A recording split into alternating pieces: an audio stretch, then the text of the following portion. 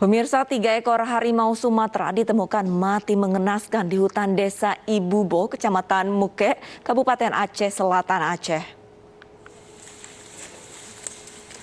Saat ditemukan, 3 ekor harimau yang terdiri dari 1 ekor induk dan 2 ekor anakan sudah mulai membusuk.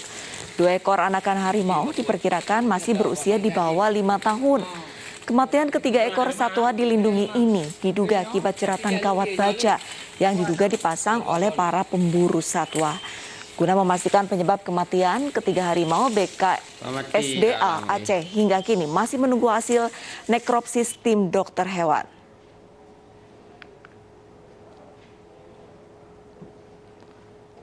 Sementara itu pemirsa, seorang warga negara Cina menyembelih seekor buaya di area pabrik pemurnian nikel Konawe, Sulawesi Tenggara.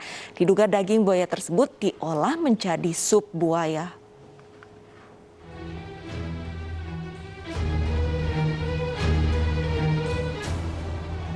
Tim investigasi dari BKSDA Sulawesi Tenggara mengecek ke pabrik PT OSS di Konawe, Sulawesi Tenggara untuk mencari bukti-bukti terkait video viral tenaga kerja asing yang menyembelih buaya. Dalam penelusurannya, petugas menemukan daging buaya yang telah diolah menjadi sup. Kardus bekas alas buaya saat disembelih disita petugas. Selanjutnya petugas BKSDA mengambil keterangan beberapa saksi di lapangan. BKSDA akan memanggil manajemen perusahaan untuk dimintai keterangan. Jika terbukti, pelaku terancam hukuman 1 hingga 5 tahun penjara. Jadi informasi yang kami dapatkan bahwa setelah tim itu tiba di TKP, tinggal darah buaya yang ditemukan. Jadi secara utuhnya buaya itu sudah tidak ada lagi. Sisa-sisa masakan? Tinggal sisa-sisa daging buaya. Sebelumnya video yang beredar di media sosial viral, warga Cina yang berada di PT OSS Konawe, Sulawesi Tenggara tengah menyembelih seekor buaya. Dalam video tersebut, seekor buaya muara disembelih dan dikuliti oleh sejumlah warga negara asing yang merupakan pekerja di PT OSS. Dari Konawe, Sulawesi Tenggara, Febriono Tameng, iNews melaporkan. Pemirsa, setelah sempat ditutup, kini objek wisata Taman Safari Indonesia Cisarua Bogor, Jawa Barat telah diperbolehkan buka kembali di tengah pemberlakuan pembatasan kegiatan masyarakat atau PPKM level 3. Pengunjung tetap bisa berwisata Safari Journey. Selain berwisata sambil berkendara, sejumlah atraksi permainan juga dibuka dengan protokol kesehatan ketat dan kapasitas yang dibatasi. Ketentuan pembukaan Taman Safari dikarenakan Taman Safari sebagai lokasi konservasi binatang yang tidak mendapat bantuan pusat untuk pemberian makanan perawatan dan biaya rumah sakit hewan.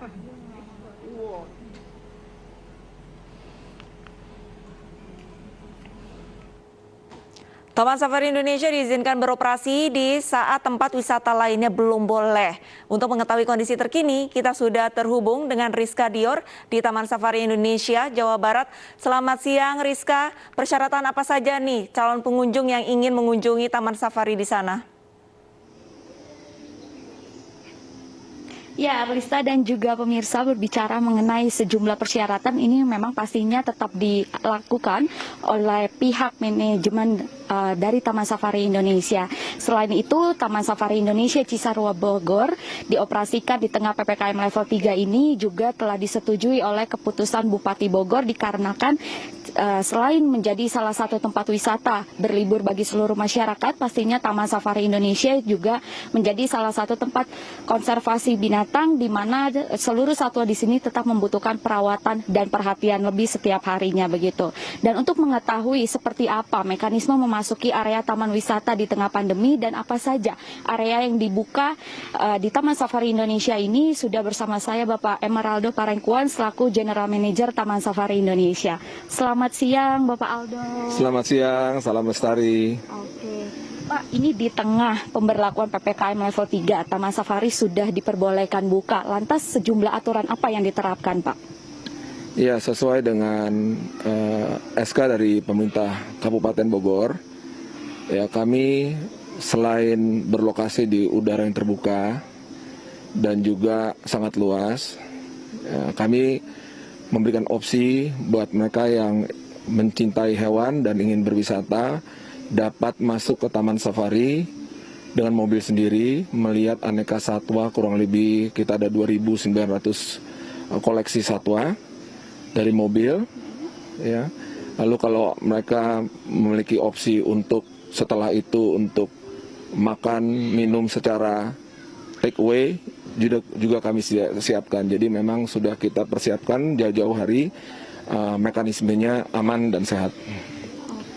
Lantas ini apakah seluruh area seperti Safari Journey, juga tempat permainan air, mungkin juga wahana pertunjukan semua dibuka atau seperti apa ini, Pak? Yang kami buka sekarang hanya Safari Journey, ya. Jadi tamu bisa melihat aneka satwa dengan mobil sendiri di dalam dengan aman.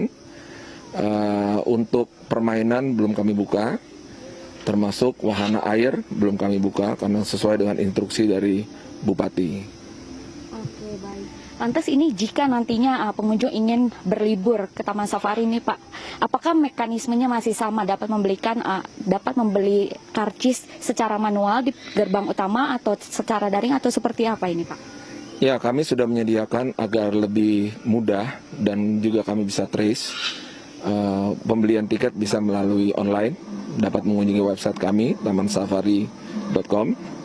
Di situ bisa membeli jauh-jauh hari, sehingga kita juga bisa tracing tamu-tamu yang masuk sesuai kapasitas yang sekarang ini diperbolehkan 50%. Jadi mungkin saya bisa tambahkan bahwa Taman Safari selain sebagai objek wisata, terpenting kita adalah lembaga konservasi. Itulah sebabnya kami diizinkan buka, karena sebagai lembaga konservasi kami harus merawat satwa, ya, bukan hanya merawat, tetapi juga breeding atau mengembangbiakan.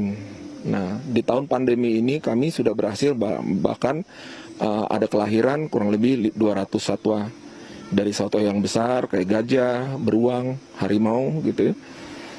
Nah, ini tentu perawatannya double dari biasanya.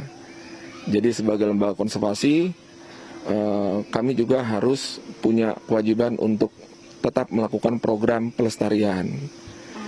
Selain itu kami juga ada program sementara ini di tahun ini sebenarnya tahun pandemi, yaitu untuk pelestarian owa Jawa dan elang Jawa atau kita tahunya burung Garuda. Nah, program itu tidak bisa berhenti, harus tetap dilakukan. Jadi itu dasarnya mengapa kami mengajukan untuk diberikan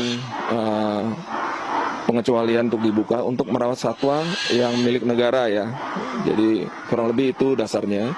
Jadi kalau fasilitas pendukung lain seperti permainan kami belum buka. Jadi hanya untuk melihat satwa.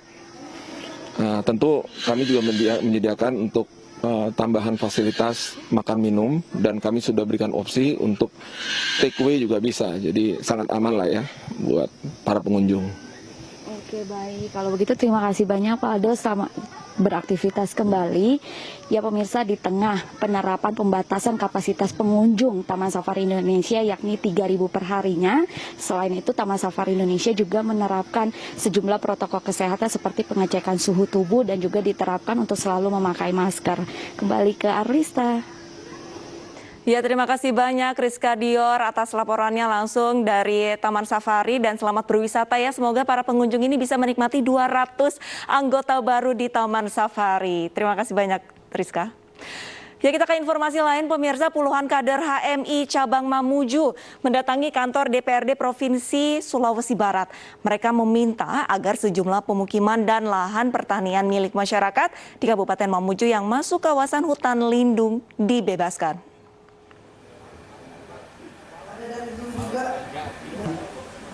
Rapat dengar pendapat terkait polemik kawasan hutan lindung di Kabupaten Mamuju berlangsung di kantor sementara DPRD Provinsi Sulawesi Barat. Ketua HMI Cabang Mamuju meminta DPRD Sulawesi Barat segera melayangkan surat ke Kementerian Kehutanan Republik Indonesia dan Presiden Joko Widodo. Ada beberapa titik di Kabupaten Mamuju sudah disertifikatkan sementara sertifikat ini punya legal hukum yang jelas. Tapi di sisi lain, kenapa kemudian masuk dalam areal kawasan? Sementara areal yang contoh misalkan kasusistik terkecil di Tadui itu, dia sudah menjadi pemukiman sejak tahun 60 sampai 70-an. Dan baru tahun 82 dimasuk dalam areal kawasan. Ini kan kami menganggap bahwa kehutanan tidak selektif dalam menentukan areal lokasi dan seharusnya kita masukkan dalam areal kawasan. Dinas Kehutanan telah mengusulkan ke pemerintah pusat soal penghapusan wilayah ini dari kawasan hutan lindung, namun masih diproses. DPRD Provinsi Sulawesi Barat berjanji akan mengawal dan mendukung langkah Dinas Kehutanan Provinsi Sulawesi Barat. Dilaksanakan oleh dinas dan saya berharap kepada adik-adik HNI untuk selalu mengawal ini bersama-sama kita di sini untuk tentu harapannya masyarakat. Sebelumnya warga di 4 desa di Kabupaten Mamuju resah setelah mengetahui lahan dan permukiman mereka diklaim masuk dalam hutan lindung. Pasalnya kawasan ini telah ditinggali puluhan tahun dan warga sudah memiliki sertifikat yang dikeluarkan oleh Badan Pertanahan. Dari Kabupaten Mamuju, Sulawesi Barat, Frendri Kristian, iNews melaporkan. Usai jeda, ini siang akan segera kembali dengan informasi kasus hukum penceramah Yahya Waloni. Tetaplah bersama kami.